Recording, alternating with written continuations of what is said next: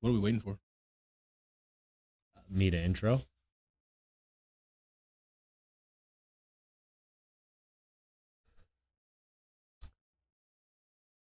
Welcome, sports fans. Thank you for tapping into some Untapped Keg sports. I'm here. I'm happy. One of your hosts, RJ Zimmerman, here with my brother-in-law, Monte Ball.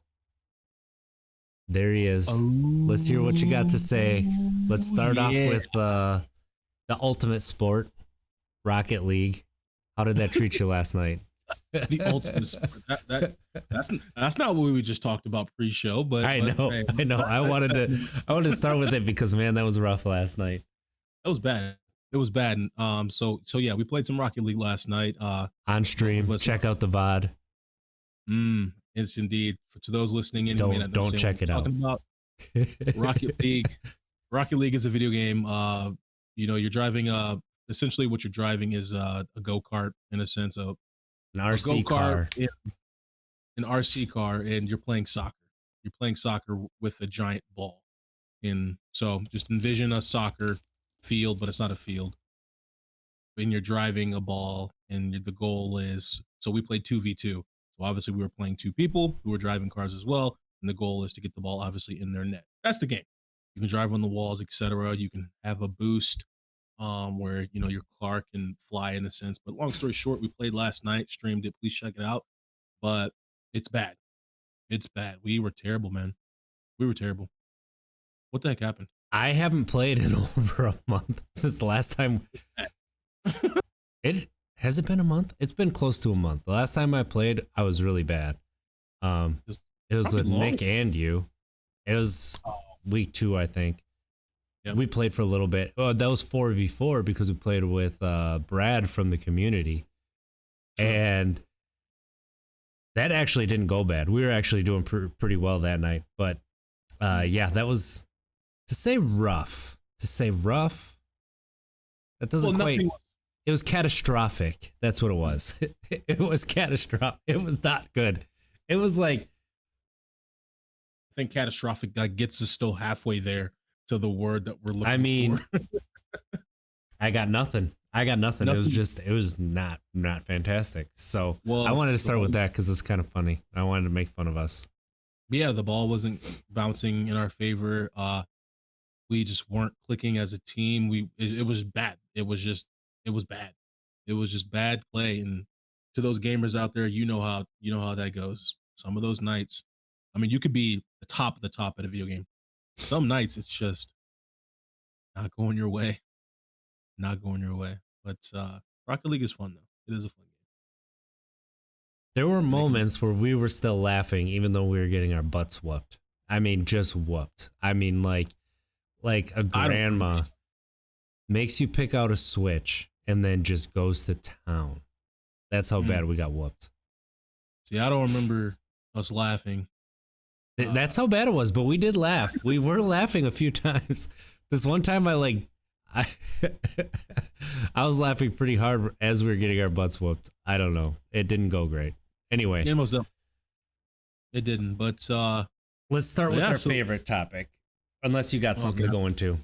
No, let's get right into it. You already know the deal. Let's get into it. FCF playoffs start this week. Yep. Week 4 was last week. We had another great stream. What do you think? How do you think last week went? Because I have some opinions. It's this, and for me, it's the same message every single week with the FCF games. It's, these games are very exciting, and I feel like when we say that, some people are automatically going to assume that we're blowing smoke up their behinds, but that's not the case. I challenge everybody. I encourage people to check out these games we're talking about. We're not making this up. The games are exciting. They come down to the last play, and you also get to see these players showcase their talents, but then also their personalities. They get to do all kinds of celebrations that you don't get to see in the NFL. So I enjoy it, and I think last week was the same. Andrew Jamil. Right? Andrew Jamil's a baller, receiver for my team, the Glacier Boys, but it's an exciting league. Again, we've talked about it before, and last week was the final week of the regular season. My team fell short. I can't remember. RJ, did your team win? Man, I remember. who did we play? We played the Ice Kids. What did the Ice You guys Kids played do with us. again? Oh Jesus, you Man, we were down. We were down 30 to like I don't know 20 I got it. at one Yeah, I point, and then next thing I know, we're up We huge. Okay. screwed up. So, one thing I really enjoy about the FCF is right now it's a week to week league. Like it's 1.0. It's version 1.0. It's kind of the beta. But they have players. They have really good players. And that's you can see that because Josh Gordon comes in, like a person who more than holds his own in the NFL, has been a dominant player, and he does not just absolutely dominate. He, obviously he had a couple scores and a 2-point conversion, but he was covered on every single play. And besides that Hail Mary, I would say the defense, like that first touchdown was an unbelievable catch. That defense was all over him. So, that kind of shows you. Okay. The one opinion that I have, though, about the rules, that first game took too long. It just took all the life out of us in that stream. It was a 2-hour game, and they're supposed to be 1 hour. And, like, it was longer than 2 hours. It was like 2 hours and 20 minutes. Yeah, it was a very long game. And I really enjoyed the onside kick. I love their onside kick rule. The NFL should adopt it. Absolutely. The only thing that I have a problem with is that you can do it the entire time. Like, and they're changing that for this week. But I feel like you should be able to go for the onside kick, whether you're up or down. If you get it and you go down and score, you cannot do a second onside kick. The other team has to have the ball, and then you could do it that way. And it may slow games down still, but I don't think it would because I think at that point you'd have back to back. You give the other team a chance too. Then it wouldn't just be make it, take it. And if a defense is struggling, you're not gonna see the ball. But I have a feeling that they're changing the onside kick so you can only do it in the second half, and they may change it so you can only do it under 10 minutes, and if you're trailing. So that'll be interesting to see. But what's up, Nick? Good to see you, man. Nick, what's going on, Nick? But yeah, so I wanted to, I really good points there. I actually agree with the onside kick rule that they have. You shouldn't be allowed to do that every single time. You should be only given it kind of like a challenge play. You get a certain amount of times as opposed to being able to do it every single time. But the one thing I really wanted to chime with you on is I thought more on it. So this Josh Gordon aspect. So again, RJ already shared it. Josh Gordon played, I'd say overall played good, played well. See it ish in the NFL. Some very dominant performances, I would say. But the FCF, if you do watch it, you would think that okay, then this player's washed. This player's not, because he's not standing out like you think he would stand out. Obviously, if you're dominating NFL, you should be, blazing up and down that field every single time. But I thought more on it. When it comes to NFL routes, receivers, they pinpoint it down to the hash mark, to the yardage, etc. So I was thinking more on it. When a receiver is running routes in the NFL, they already know, okay, this I'm gonna be 11 yards, and I'm gonna be in between the hash and the numbers, and that's where I'm supposed to be. I have more space. Um, this was his first time playing a live scenario on this condensed field. So I imagine it's probably hard for those receivers out there to try to get open on a field that's very skinny. You know what I'm saying? Because you're either going to go deep or you're going to have to run into a bunch of players in the middle of the field. Yeah. That's just really what it is. Because as we all see, the field is skinny. You can't run there's no width, there's no room to run extravagant out route or whatever. I mean, you can, but it's going to be a short one. But long story short, I feel like that would be difficult for him trying to, he's been NFL field, he's been collegiate field, the parameters of the field, certain routes work on certain parts of the field, certain hash marks, certain yardage line, etc. Now, going on to this field was probably difficult trying to essentially run those routes on a miniature field. Stuff, stuff. It is challenging, but at the end of the day, yeah, he still didn't have a great performance till the end of the game, I don't. catching the Hail Mary. Yeah. I I don't know. mean, I mean, yeah, it wasn't like a completely dominant performance. That first touchdown catch was like he picked it up off Bro. the ground on his fingertips. Like that was a great catch. that's true. But that hit, yeah, that Hail Mary, that was just like, oh goodness.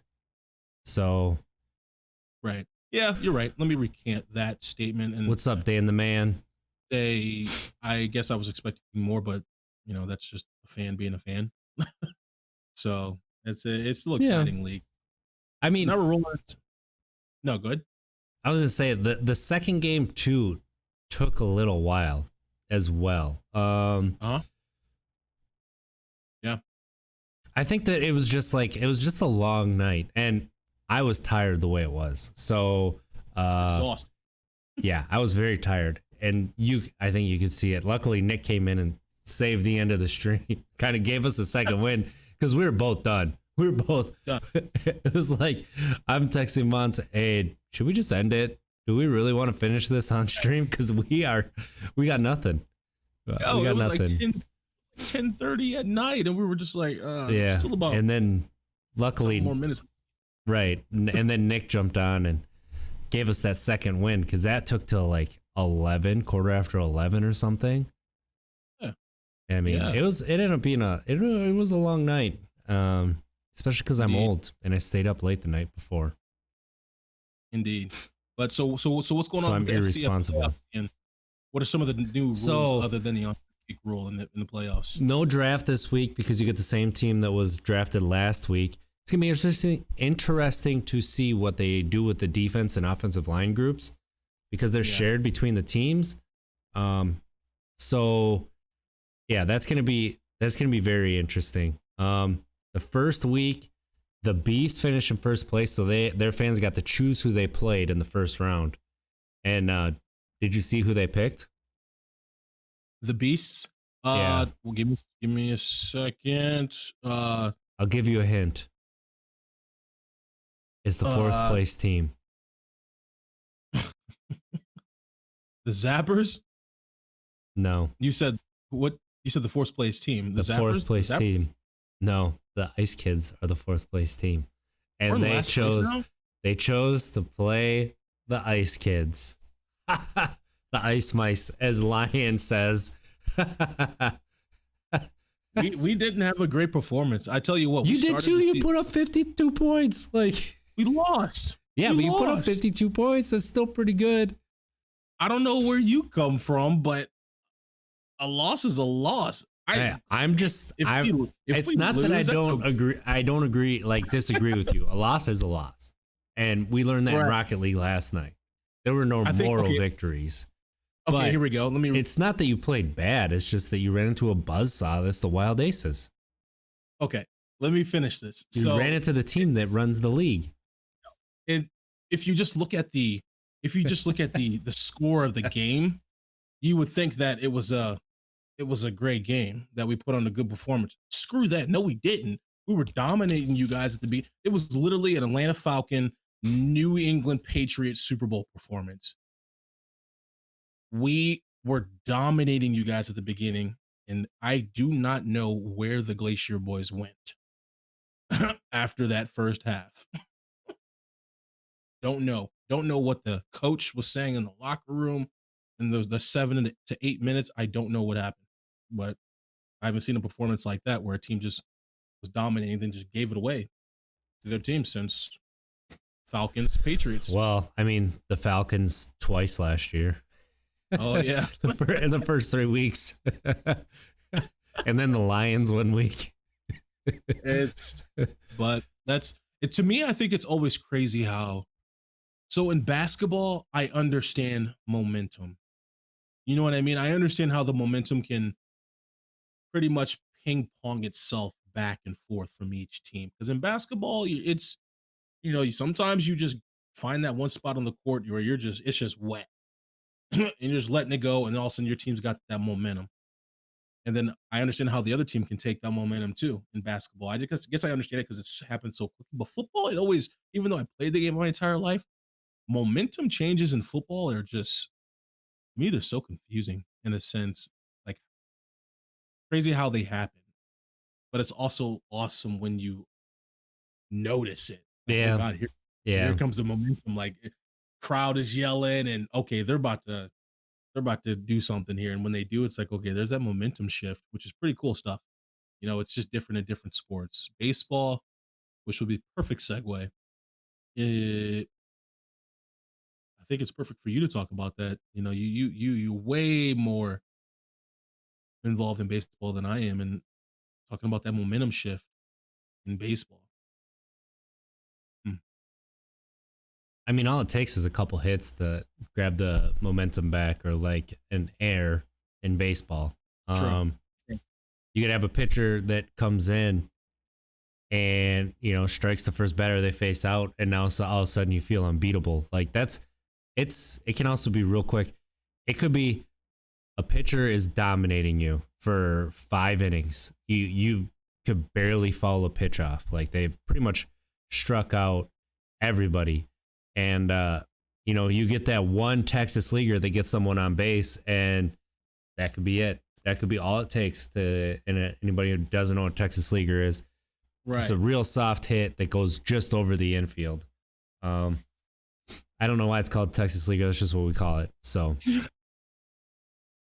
Oh, hey, real quick, because we were talking about football, and then this. Yep. I don't know if we're done with the FCF yet either. I mean, the Zippers play the Wild Aces, so it should be fun. I got a question about something completely not even FCF football. I tweeted it out like an hour ago, and I need an answer. Okay. What are the Alabama athletes called? The Crimson Tide. So what's up with They're the Alabama Crimson Tide. So an Alabama athlete can say, I'm a Crimson Tide. I mean, it's a red tide. So okay, if that's the case, then what's up with the elephant? You're asking all these questions. I'm not an Alabama fan. I don't know. What's up with the elephant? If we can Google it. You have 2 mascots for one program. Do you though? I think it's just an elephant. Their mascot's an elephant, so why aren't they called the Alabama Elephants? Because they're called the Crimson Tide. We're called the Wisconsin Badgers, the Miami Hurricanes, Stanford Cardinals. Yeah, but the Miami Hurricanes have a duck. No, that's Oregon. Or is that a seagull? They have some kind of bird. They have the Hurricane have some kind of bird. They do. Do they? Yes. I guess Alabama's mascot couldn't just be a giant red wave. That would look kind of dumb. But anyway, it's a bunch of decapitated heads floating in the water, for the Crimson Tide. Right. So I had that question earlier today. I'm like, what do they say? Oh yeah, I'm a Crimson. I guess. Sounds dumb. I'm from Greenbow, Alabama. See, I'm a Crimson. I'm a Crimson Tide. I'm a Roll Tide. What do you call a bunch of ties together? That's what Nick just said. They call them a roll. A roll, or like I said, if they're all together, Roll Tide. Are they called a Tide Pod? But probably that is probably. And then these darn millennials, these Gen Zers, they try and eat them.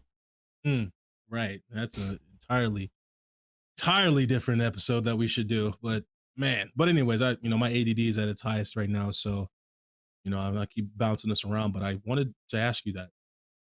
What the heck do you call them? Why don't you call Tua? Don't you have his number or something? You know all those people. I'm hit up Lacey. I'm gonna hit up Eddie Lacey.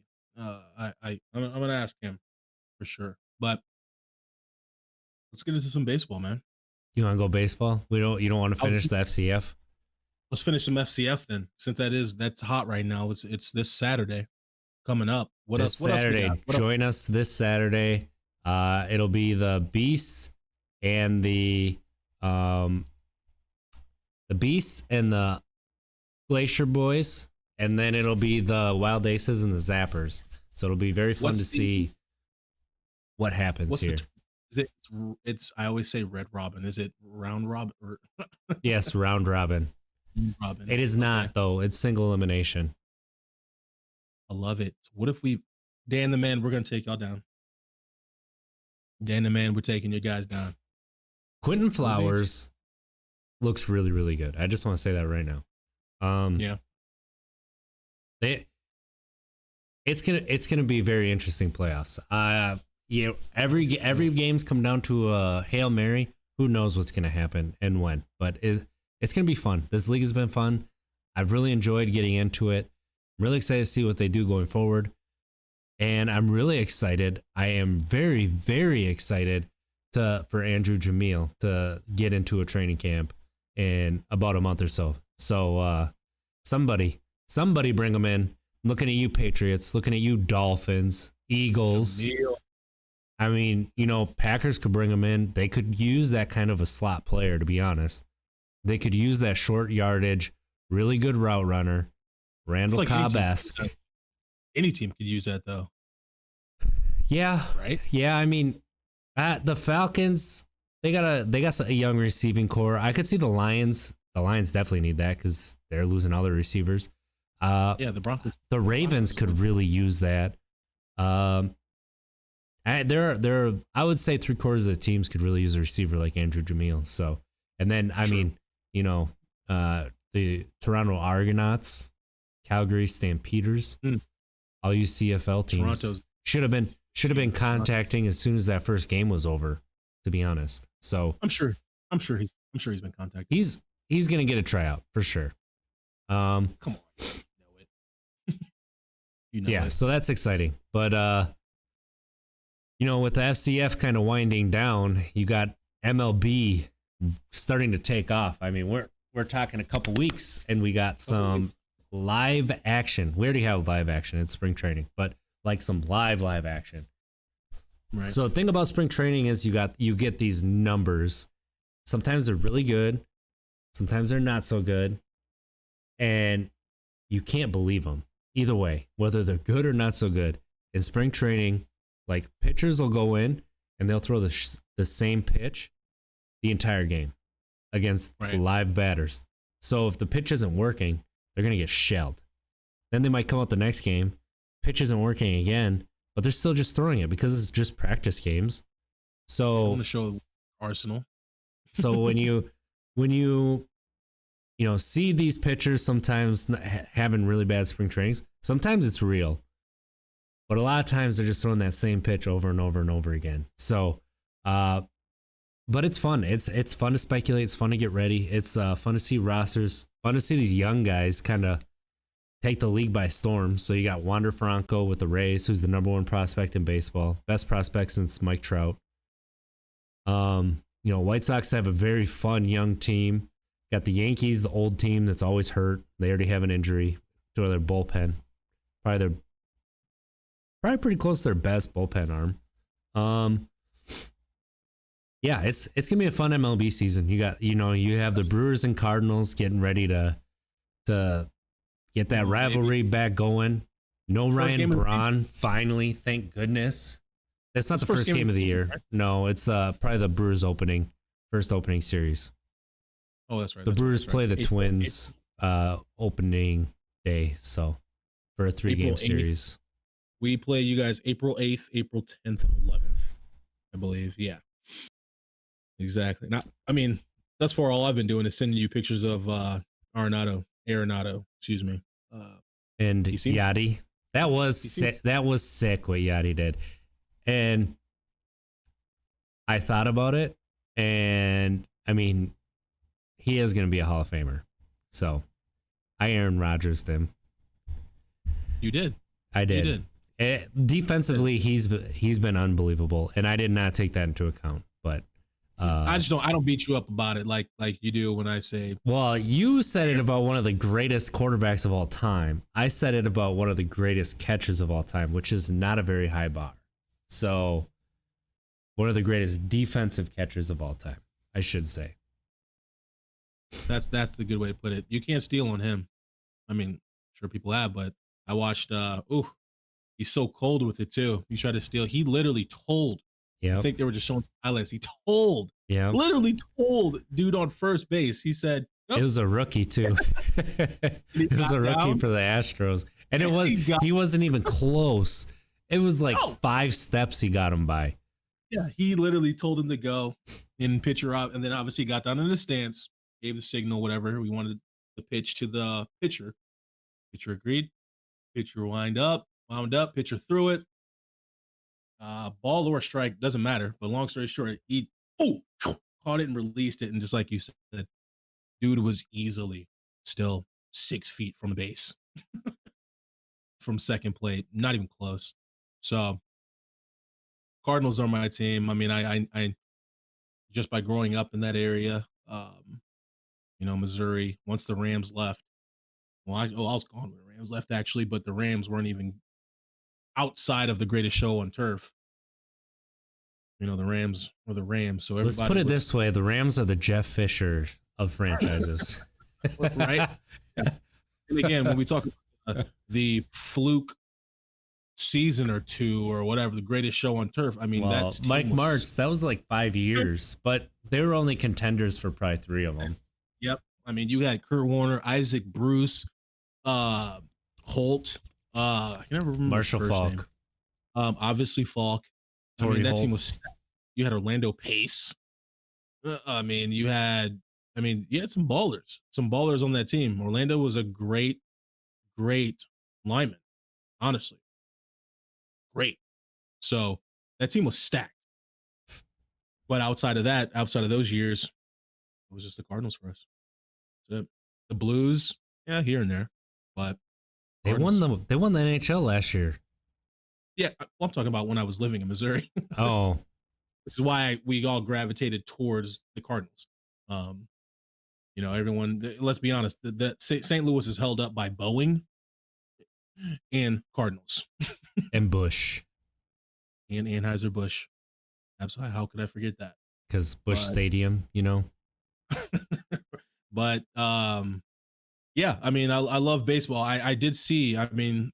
So the right next to the Colorado Rockies Stadium, and they started production of this building possibly 2016 maybe, but so right outside of Busch Stadium in St. Louis, you have this facility called Ballpark Village.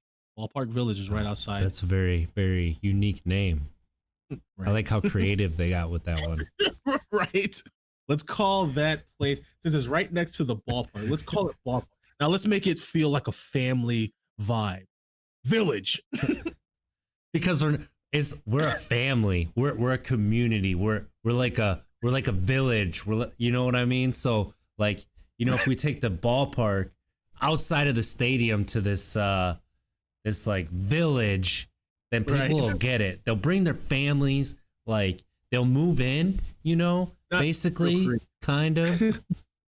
So what I was getting at is we just copied what the marketing guy said when he sold that right there. Probably. That was his whole speech. He's going to see this. He's like, how did they know? Did they have like a listening device in there? How did they record it? How it possibly went down was he was probably, or he or she, who knows, if they just forgot their deadline was coming up to come up with a name. Ballpark Village. Ballpark Village. It's like Dre from Blackish, like right at you know what? You guys don't want to work with me? Just call Ballpark Village and see if they like it. Whatever. But what I was getting at was, so the Colorado Rockies, so Ballpark Village, you guys, it's right next to the Busch Stadium, and essentially what it is a giant facility a good amount of bars in there, restaurants, in a massive, probably about a 250 foot or inch screen. Just to think of a giant plasma or plaza where if you don't have a ticket to the game, Think you of can a be little in there, village, and that's basically what it is. right? So I just saw that the Colorado Rockies, they just finished their production. What are the Brewers? The Brewers, you guys have a parking lot. No, it's called tailgating area. Get it right. You guys got to do something since your team doesn't win. So I guess What are you wouldn't be talking making- about? I mean, I guess the you- Brewers have historically been a really bad franchise. You're right there, You but guys we've have no been money to winning build. lately. I just want to put that out there. We've been winning. So Okay, the money that you have made in the last 4 years because you just now finally figured out you're a baseball team. And Hey, you got to actually hold on one win games. second. gave it- We have I'm not done yet. okay. I'm not done yet. Okay. And you gave it all to Yelich. The money that you have recently made is all in Yelich's pocket. They guys just don't they have just the- signed Colton Wong and Jackie Bradley Jr. They're making waves. True, but you guys don't have the money to build The this. Brewers have sold tickets even when they are terrible. So don't you come after us. The guys are Brewers such have been bums. rated adjusted for market size. The Brewers have been rated to have the best fan base in baseball. Because we sell so many tickets. Adjusted for market size. Yes. Asterisk.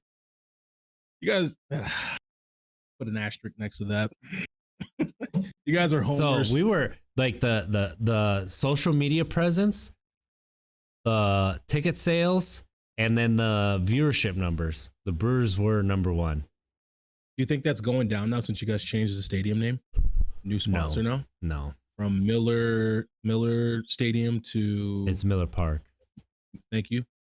Miller Park to American Family Field. Insurance Field. That's terrible. American Family Field is what it's called. So many people are still going to call it. I guess just It's like just Mile High Miller Stadium. Park. That's what it is. just like Miles High. Mile High. Yeah. It's Mile High. Period. It's now called, first it was Invesco Field, then it was Sports Authority Field, then Invesco Field. Now it's Empower Field. And everyone's just like, Mile High. That's just what it is. It's Mile High. So you guys went from Miller Park to American Family Insurance Field. No, That's there's how you no know. insurance. It's just American Family Field. That's how you know y'all losing. That's just it. Miller Park said I done had enough of y'all.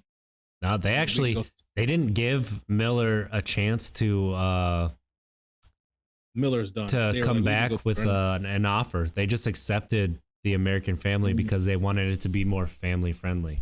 Which Miller's beer, That's true. Brewer games are known That's for being, drinking a lot of beer. Right. So let's be honest. This is a sober podcast, but again, people go to the games for that reason. And obviously, if you do it responsibly and don't drive, and don't get in fights. Don't be mean. Like, go to the games and have fun. Why do people like to start fights? I don't get it.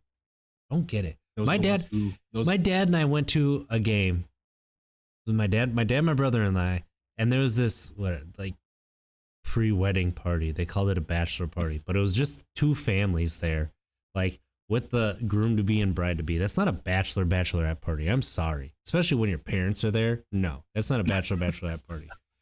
Anyway, so before the game even starts, dude spills a drink on my seat and almost gets my jersey with it was like a hurricane, like a red punch type drink. I was mad. Ooh.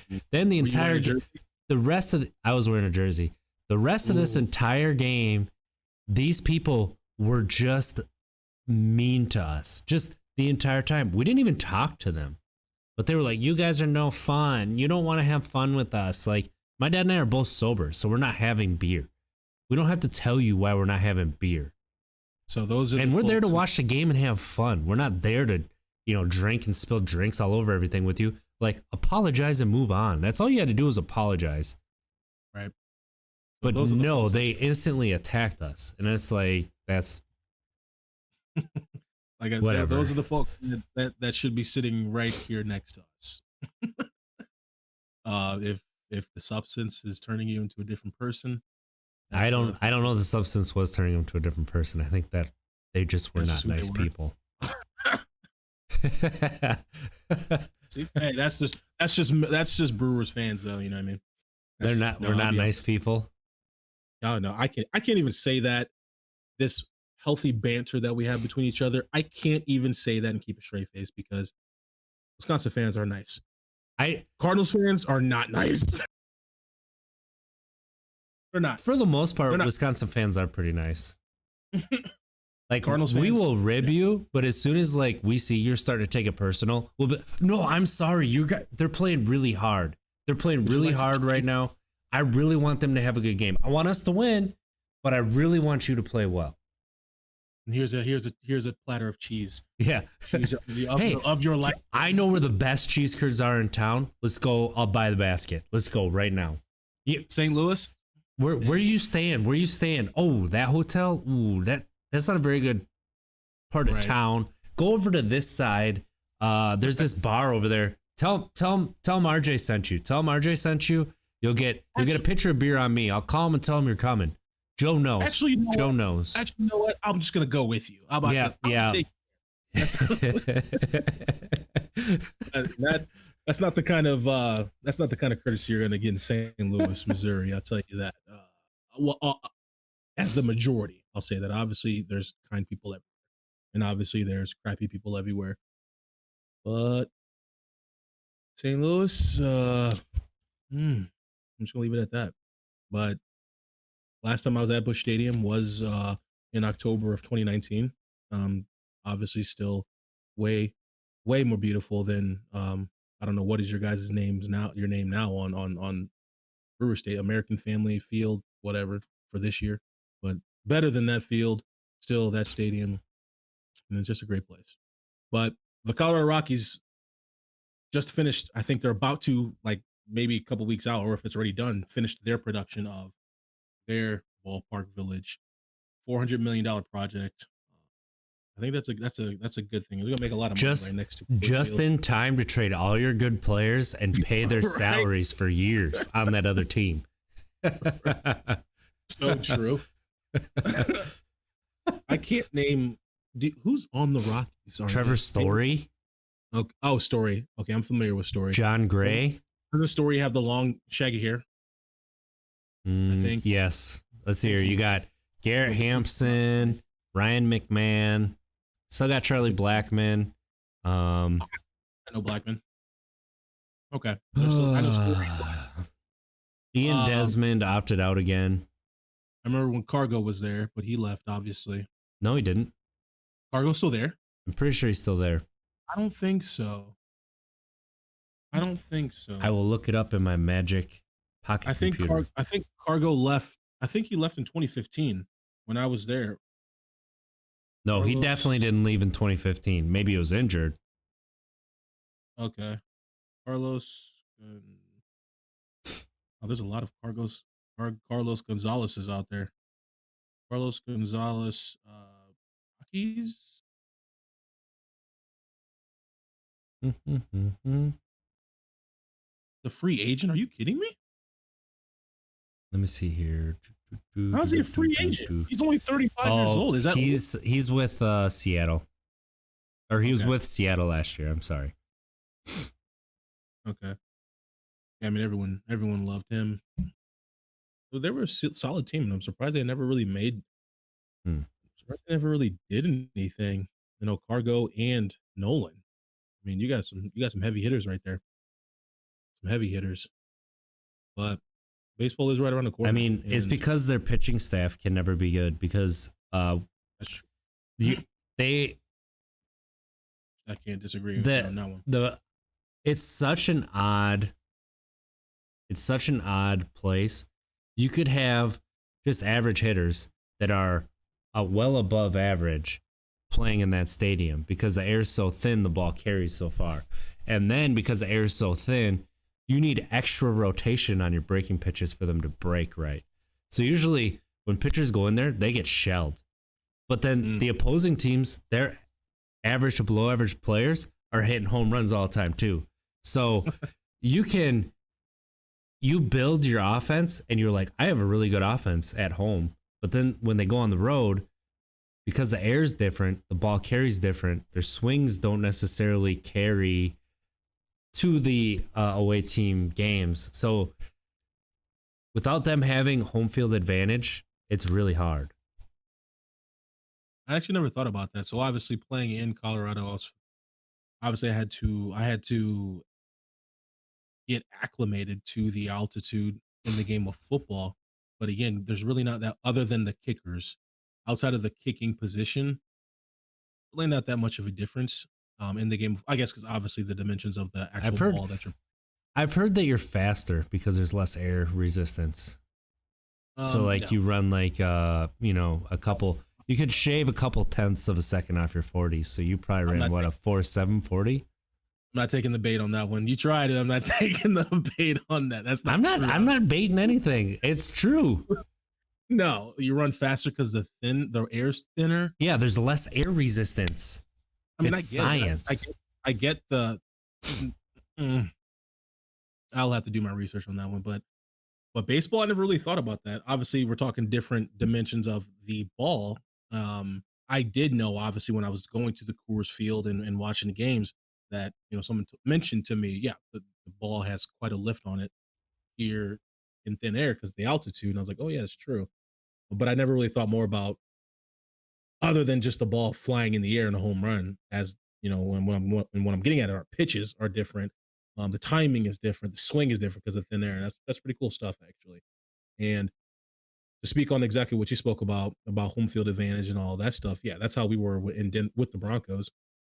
If you go back and watch our games with Peyton, a lot of our home games, actually, I believe all of them, we always implemented a hurry up offense in maybe 2 to 3 series, always, just because obviously the opponents are gassed over there with oxygen tanks, literally.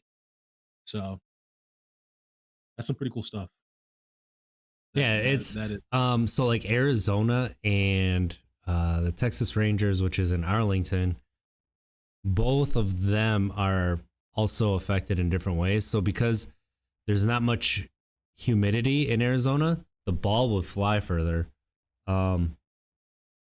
So that was another place where offenses were picked up a little bit. Same thing with Arlington, like the way that the air flowed because of the stadium, it actually helped with carrying the ball out too. So now they have a new stadium. They're not sure if that's going to make offenses a little bit better or not. And then you have stadiums like San Francisco, where the wind blows in off the bay because of where the stadium is, and it knocks the ball down. So like guys will leave San Francisco and all of a sudden they'll add like 10 home runs on a year. So yeah, it's interesting how stadiums and where they're located affect all of this. Stuff you would never think about. Never. Like as a casual fan, for sure. True. But then so then like pitchers, it affects them. So like they changed the ball a couple years ago, so the laces didn't stick up as far. And when pitchers were throwing it, when they put their fingers on the seams, because they had to grip it a little tighter, they were getting blisters on the insides of their fingers right here, where they're putting it on the seams to try to get the rotation. And it was I'm trying to think, like a younger pitcher came up. He was a stud from the minors, and he just got rocked. He had like a 6 ERA as a rookie, and he said that the ball was so different from AAA to major leagues that it took him the entire year to get used to the gripping that ball. And you probably had 3 or 4 like really good pitchers that they ended up having blisters, so they missed like 5 or 6 starts.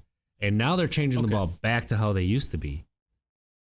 But the reason that matters is how you grip the ball, and you have to get a certain amount of spin to get that ball to do what you want, Right. I guess, but okay. My question is, who was this? Who was this player again? So, his name slipped your mind. This player. The one who had to get used to it from AAA to the majors, Jose Barrios. Okay, so it took this guy. How many games are there in a season? 160. Pitchers only pitch every fifth day, and he was only up for half a season, so it was probably 12 starts. I bet it was probably 12 starts. Oh, okay, never mind. Then that would take some time. Okay, I was gonna say it took this guy an entire Major League Baseball season to get acclimated to the ball. My good pitchers usually make between 30 and 35 starts a year. So out of the whole season, I guess a starting pitcher. Okay, I get. Yeah, I mean they throw. What are you saying? They throw on average each game. They throw on average what? They try to cap it at about 100 live pitches. So then, and it depends on the pitcher. Some pitchers are less, some pitchers are more.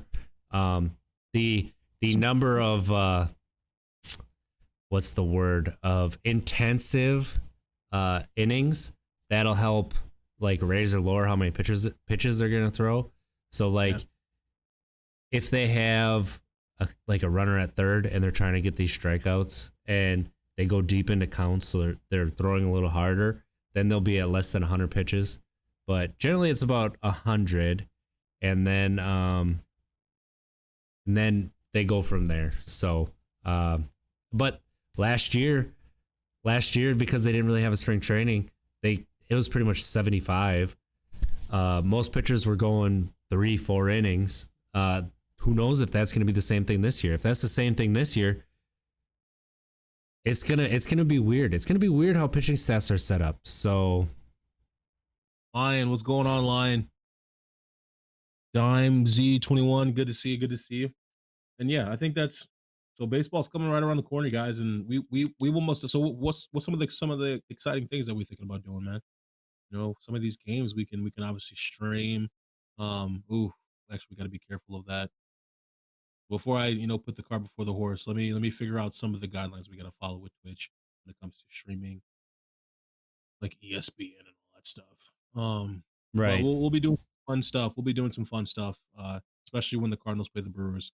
So the last thing we kind of want to chat about, guys, is before we wrap everything up. So we spoke obviously about some Rocket League, spoke about some FCF, of course. Josh Gordon in the FCF, and now baseball. And I feel like we have to talk about. And again, there's 32 NFL teams, but I think obviously there's 32 NFL teams who have the opportunity of making their team better during the free agency market. But I really want to talk about the Packers. I really do, because you guys are essentially possibly one player away from playing in the Super Bowl. Denver, we need like 11 players. But you think you only need 11? So, right? Exactly. I can't even try to act like we're good because we're not. Yes, and I think a quarterback counts as like, I don't know, 6 or 7 on their own. So we'll see. But you guys, the Packers, again, you guys are just right there, missing one piece. And with this free agency market, there's some good names out there. And I think right now, currently, I'm biased, of course, since I know the player very well. James White is on the market, you guys. He is a free agent. And James White, running back for the Patriots. And for those who may not be familiar, he is a Badger, a good friend of mine, but he really has been showcasing his talents in the NFL. He is most definitely, I would say, a dominant scat back in the NFL. And now he's a free agent. His contract is up in New England. So the question is, where is he going to land? My honest opinion, I think a good spot for him would be Green Bay. And it hurts for me to say that, but because obviously, RJ, you are a diehard Packers fan, but I honestly am not. Why would you even say that? I barely follow them. Right? I honestly it only ruined my entire month. I honestly think, obviously, Aaron Rodgers and Devontae Adams is one of the best, if not the best, quarterback wide receiver tandem in the NFL, outside of when it was Breeze and Michael Thomas, or Diggs and Allen in New York, Buffalo. Buffalo. I guess that is in New York. You're kind of right. New York, yeah. That's in New York. That's Oh, in New you know York. what? Okay, that just brought me to what I was going to talk about. But So you thought I meant like Giants? No, I mean New no, York no, no, Giants. no. I was going to talk about how you challenged me earlier today, and then you were disappointed when I backed it up. Oh, let's get into that real quick. Let me finish this out real fast. Oh yeah, I yeah. think James White would be really good. So you got Aaron Rodgers, you got Devontae Adams. Obviously, we all understand that. That's a very lethal combination there. I think honestly, James White.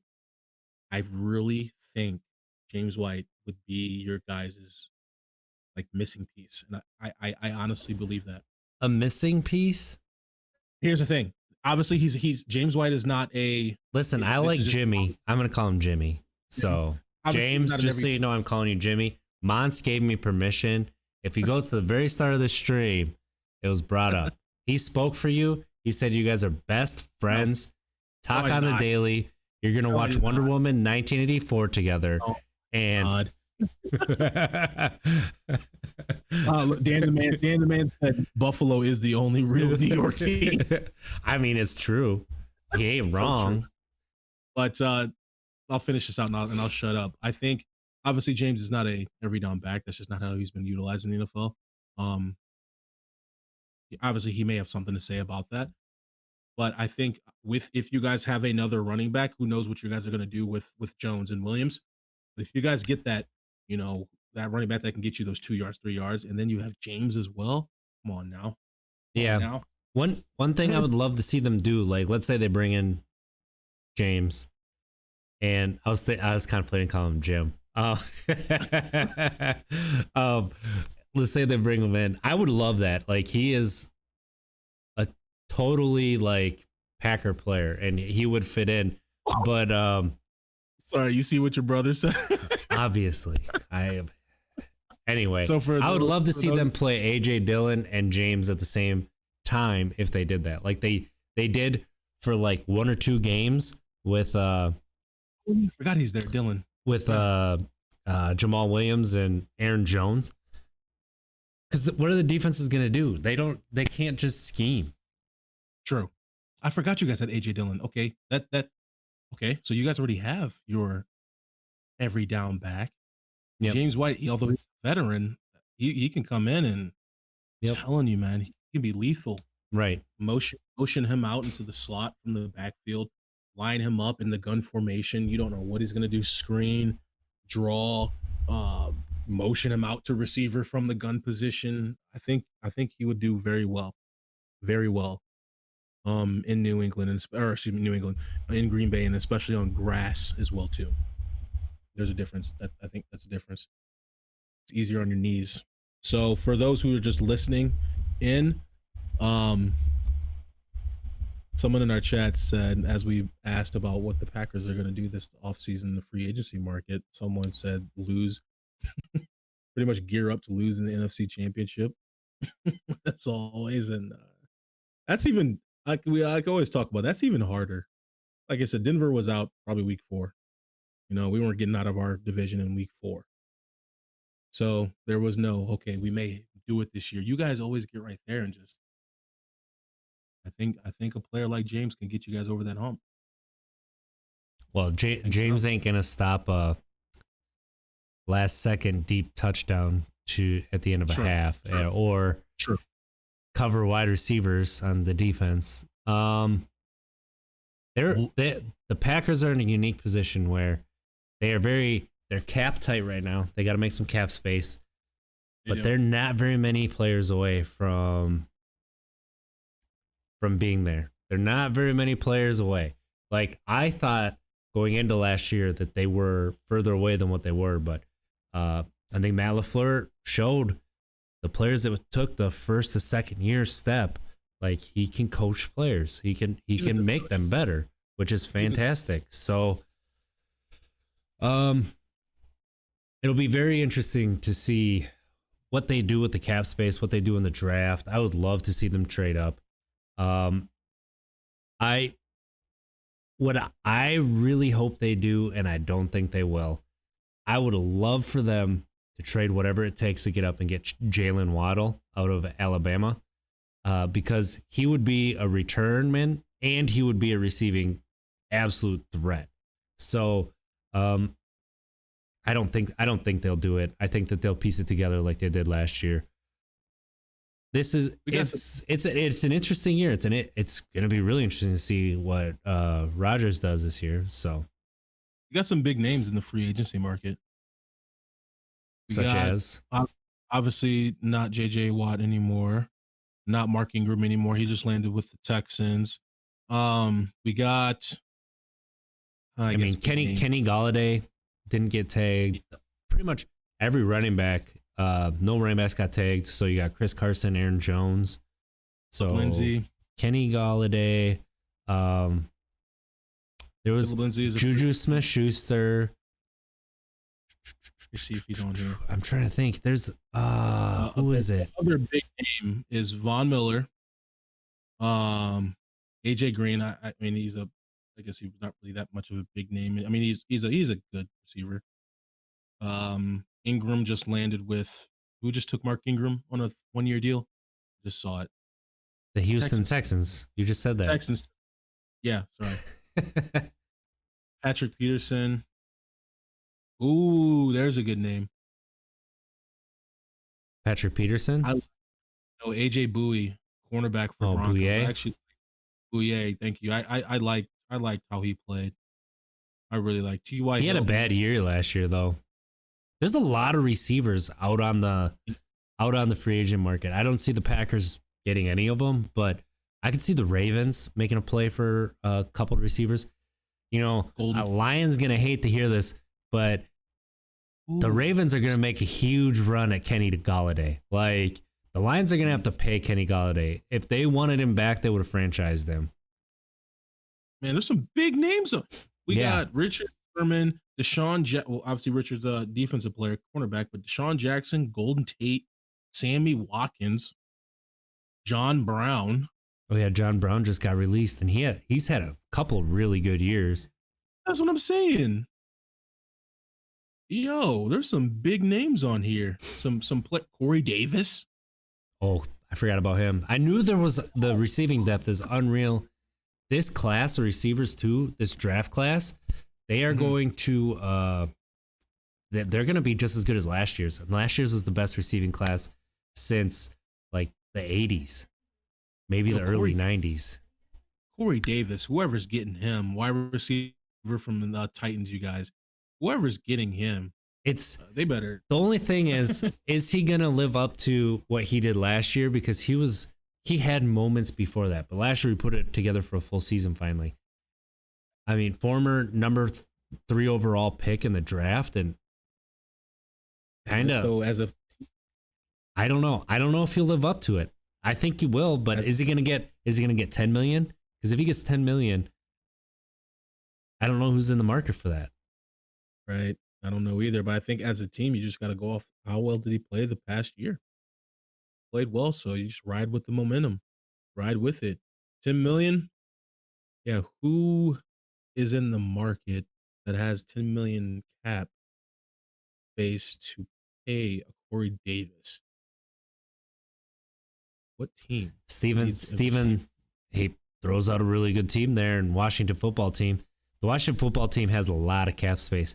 They could sign 2 of these receivers, and that's what they're missing. I mean, McLaurin is a number 1. So you throw another number 1 on the other side and then like a number 2. Wow. He said they dropped Alex Smith. Yeah. And I think the Giants have cap space. That would be interesting. The Jets have a ton of cap space. That's what they need. No one's there. Dan the Man asked if we think that Stafford will have success in LA. I would say yes. I think so. Yep. Stafford's a good player. Stafford is going from a complete cluster of the past 10 coaching staffs he's had, and he's going to Sean McVay. Stafford's going to have success. Yep. Lions have been cursed since Barry Sanders. He wanted to leave. They didn't. And Herman Moore. They double cursed him. We all think that Barry's mom, because she was into that voodoo stuff. And, I'm sorry, Lion. I'm sorry. To each their own, but Lion, your team has been cursed since Barry Sanders. After Barry Sanders, I should say. Well, you guys weren't good with Barry Sanders, but Barry Sanders is a great. They had a couple good years. They went to, with what was that coach's name? Fontes. Is it Ray Fontes? Ron Fontes? I couldn't tell you. So But yeah, I think Stafford. I think that was an upgrade for the Rams. I don't know how much of an upgrade, but it was an upgrade. Because Stafford's a really good quarterback. I don't disagree, but I don't think Goff is bottom of the barrel. That's true. So That's true. here's That's true. Indy. For a receiver. Mm-hmm. Who do they got? Zach Pascal. Exactly. Who do they get? Michael Pittman. They just let T.Y. walk. They did. I like Pittman. But yeah, they got some space on there. Phillip Rivers. Is Rivers coming back? No. Was he a 1-year deal? No, Rivers retired. They traded for That's right. Carson Wentz. Oh, yeah. Jeez, I need to Steven, what about Jerry Jones? We literally just talked about Wentz last episode, I think. Oh. What we're going to do. Steven says that Jerry Jones did an interview or whatever. He said the best things in life are the things you overpay for. So he admitted he overpaid for Dak. Good for you, Dak. Good for you. Yeah. Yeah. That's the thing. When we talk about this stuff, it's we are for the players. What did I tell you though about that Jared Goff deal when it happened? But He fleeced the Rams. Right? But if now looking on the other side of the coin of Dak's deal, good gosh, there's no way I would have paid that. There's absolutely no way. Now, when you look at Dak's stats, he's got some pretty good stats, but again, your stats are going to be inflated if you're always playing from behind. Yeah, the defense is bad, and now you have no cap room to make a defense. Mike McCarthy's in the same spot he was with the Packers. You're always playing from behind, so he's always throwing the ball. Yeah, and it helps having a 1,600-yard rusher behind you. That helps. You know what I mean? Russell Wilson helped out my stats here in college. I helped out Russell Wilson's stats when we were playing the same year. And then he stole a Heisman from you. Don't think we forgot, Russ. We're bringing it up every show. Open invitation to come on and explain yourself. So for those who don't know what we're talking about here about Dak's contract in total was what, 168 million, maybe 163, 100, whatever. It was in the 160s. 126 guaranteed.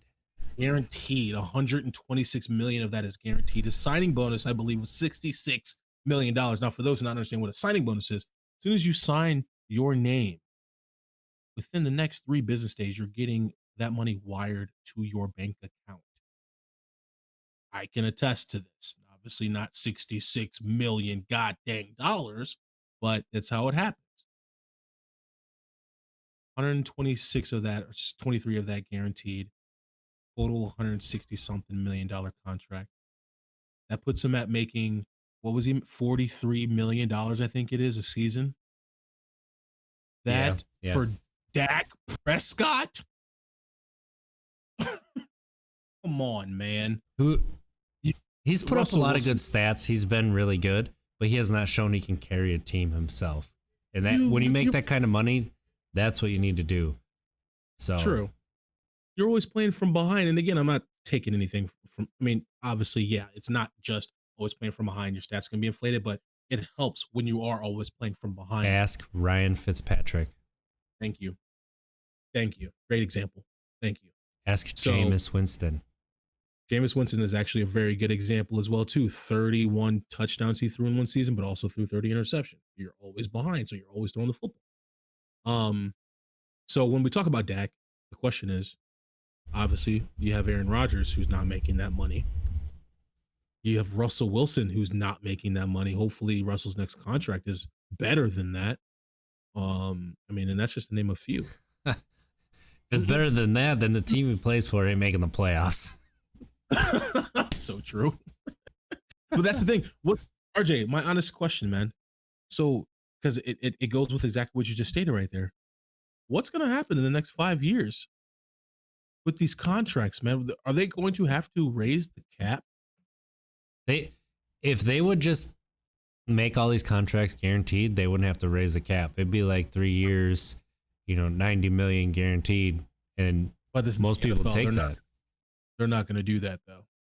I think the quarterback position is the one position it could happen, and then you'd have maybe like a star receiver, a corner, and a defensive end. Yeah, I think that it'd be those three other positions where you might be able to have guaranteed contracts. But yes, for the most part, it is not going to be guaranteed contracts. No, it's not. Lions said Stafford has been carrying a team for years. Absolutely.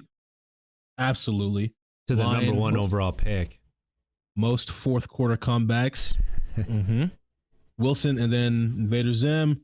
Steven, Wilson needs to retire. Wow. You are go to bed. So to those just listening, people are in our chat right now, and one fella said Russell Wilson needs to retire. Just a troll. There is a reason that it's set up as troll for our command. Wilson still has a few more years. Wilson, I think Wilson's got 10. I mean, he's not that old, and he's that type. He just needs to stop getting hit. He needs to leave Seattle.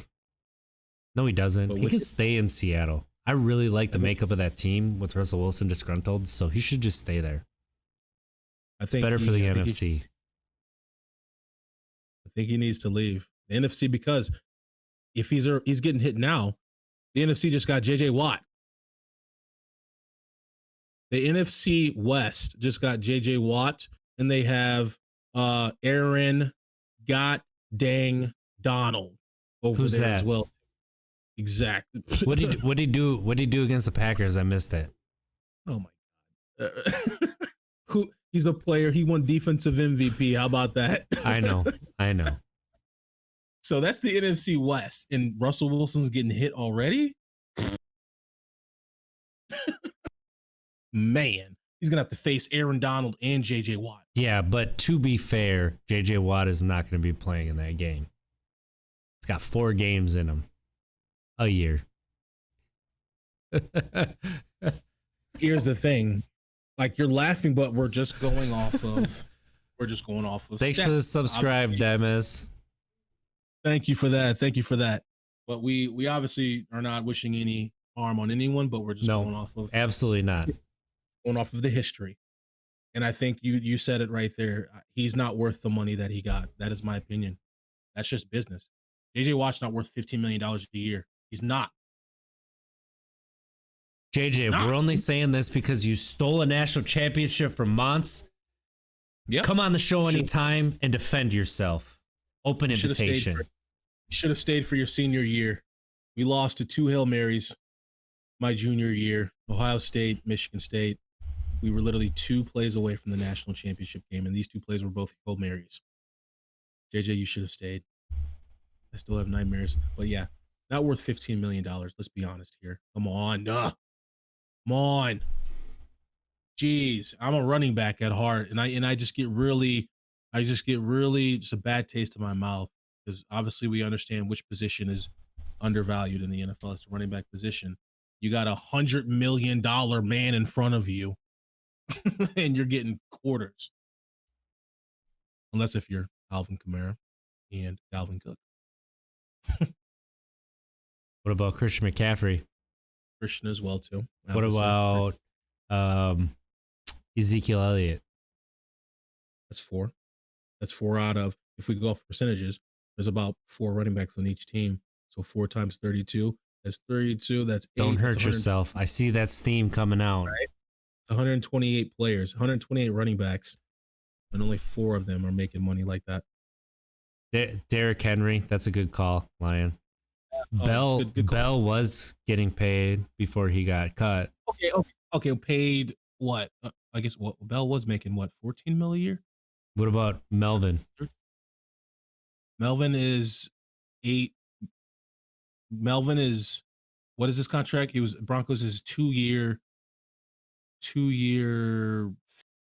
Oh man, I'm losing my. Hey, let me know if you guys know, what was Melvin Gordon's contract? It was 2-year, $8 million, $2 million. So obviously he turned down the Chargers, which that contract, speculation was a $40 million for 4 years. Yeah, so 10 mil a year, and he turned it down. So I think he's making less than that. What is Melvin Gordon making, guys? It's a 2-year deal with the Broncos. I can't believe I forgot. I think it's 14 mil. No, it's not that much. Hmm. No, yeah. I think it's The 2-year, gosh dang it. $11 million. Long story short, he's not okay. I'm gonna 16 say only here. 2 years, 16 million. 13 and a half fully guaranteed. 13 and a half fully guaranteed. Yeah.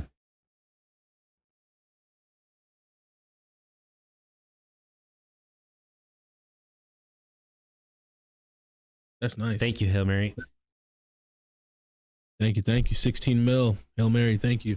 Okay, 2 years, 16 mil. So yeah, again, you have 4 running backs out of 128 on average. No, 5. Steven says Kareem Hunt. Kareem Hunt is not getting paid. No, I'd pay Chubb over top of him. Yeah, but he asked if he's getting paid right now. He's not getting paid right now. Right, gotcha. So the NFL, I mean, that's the talk that we wanted to have about the NFL. Obviously, this season's over with, but it's just beginning. What are you talking about? Man, that is the NFL for you. Gosh, free agency starts Monday. Right? Goodness, follow the headlines. Again, I think the best pickup for any team would be James White going to the Packers. And again, I hate saying that. No, Fournette's not getting paid either. But I think James White would be a good fit. NFL equals not for long. Touche line. Touche. Too soon. Right? Carlos Hyde? Just stop, Steven. You're embarrassing yourself now. Mostert had like 5 good games. 6. I mean, but he's a good running back, but he's you got to be consistent to get those. You have to be consistent to get the Alvin Kamara and the Dalvin Cook. In my honest opinion, the best running back in the NFL, obviously outside of Derrick Henry. Although Derrick Henry's offensive line is brutal. I mean, yeah, but Henry either runs for 200 yards or he runs for 70. Like, there's no in between. Don't get me wrong. Man's a beast. Man's a man. I think 70 still hurt somebody. 70's still good. I think but my honest opinion, I think the best running back in the NFL is Dalvin Cook. I think so. I love Dalvin Cook's vision. I love it. Alvin Kamara was smooth as well too. Smooth. But there's something about Dalvin Cook. I just love the way Dalvin runs. Yeah, Steven Carson's going to free agency. Dan the man, if there's a will, there's a way. He's a smart guy if he wants another championship. It's his best shot. Who are we talking about there? Sherman. Dang it. Oh, Sherman. Richard Sherman? Yeah. I think Richard Sherman is on his way out, and not in a bad way. I mean, yeah, he had a good career. I think he should get into politics. I think he would be good. I agree with that. So, but we covered a lot, man. We covered a lot. Yeah. Thank you, everybody, for tuning in. We're gonna end it there. So, we appreciate. Let's see here. We appreciate Commander Root, Dan the Man, Determination, TM, Dimez, Feet. Apparently someone's just named Feet. Hail Mary, Feet. HTMLS, Invader Zim, and Feet. Lion. Thank you for tuning in to some Untapped Keg Sports. Thank you, Hail Mary, for the subscription. Whoop, whoop. Hold on a second. It's Feet. Just Feet. Feet, if you're in the chat, hit us up. How's that name available? How did you get it? Because everybody else is like Feet 3, Feet 24, Feet 4, 2069. And like just Feet was there because everybody keeps putting numbers behind it. So, well, what was that last one you said? Feet? No, what was the numbers? Feet 4, 2069. Oh, the nicest number in the world. Maybe the universe. I'm done with you. It's not. Go ahead with the outro. It's not my fault. I'm just saying. Go ahead, Carvel. Pry has an OnlyFans for his feet. Their feet. I'm sorry, their feet. I don't know why I'm putting a gender on it. I'm sorry. I'll do better next time. Even said, yeah, I tried dirty feet pic and that was taken. Probably typed into Google. Should have done dirty hobbit feet because that's what you got. Oh, so for anybody who cares, we do not bullying. Shows cyberbullying. We appreciate everybody tuning in at MonteBall28 on Twitter, at It's Trickster, ITZ. The I is a 1 in Trickster. Find us on Untapped Keg everywhere. Hit us up. Let us know what you want to talk about. We will be back Sunday morning on Sunday morning for our sobriety podcast. Saturday night, 7 p.m.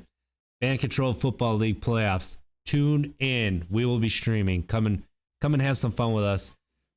And we'll catch you on the flip side. Thanks.